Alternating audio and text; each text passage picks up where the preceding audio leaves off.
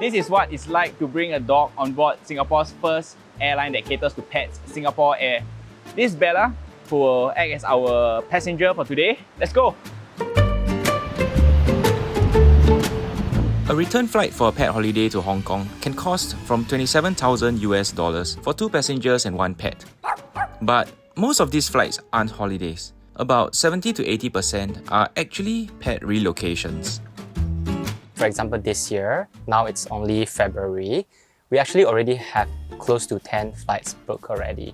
In fact, last week we just did a flight from Singapore to Jakarta. If you fly commercial, you have to put your pets in cargo. You don't get to be with your pet. And being separated and put in a dark space at the bottom of the aircraft is not very comforting for an owner. So that one we charter specifically for one parent. So there was just one parent and a dog. It's actually a French bulldog and 2 pilots and myself. So it's very interesting because French bulldog is banned by a lot of commercial airlines to fly because of the short snout. They have this what we call brachycephalic face. So meaning that the airway is actually shorter. So there's higher risk of asphyxiation when they fly cargo. So a lot of commercial airlines are not accepting Frenchies, even Chow Chow and a lot of other breeds. So through us, we actually made it possible for the client to bring the beloved dog back to Jakarta. It all actually started during COVID. I wanted to bring my personal dogs on holiday. There didn't seem to be any airline able to bring my dog. So I began exploring whether I could combine these 2 passions together of aviation and pet. If you bring your pet to Japan, there's actually at least a 7 to 8 months preparation.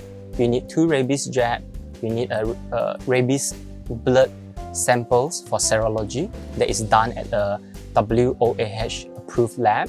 We are the only company that is both ABS recognized pet agent and STB licensed travel agent.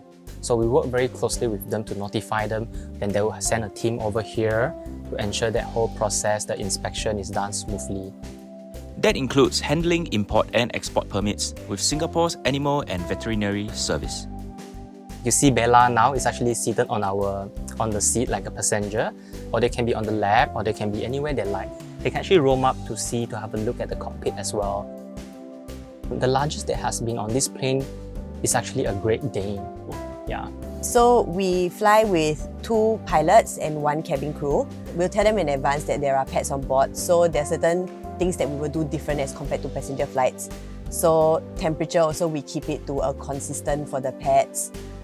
Catering is also of course different. We will ask the same thing like any dietary restrictions, any allergies, any special requests. We treat our pets the same way we treat our passengers. We have dog beds, we have toys, we have snacks. So I guess because so many people treat their pets like family, they would want their pets to be together with them.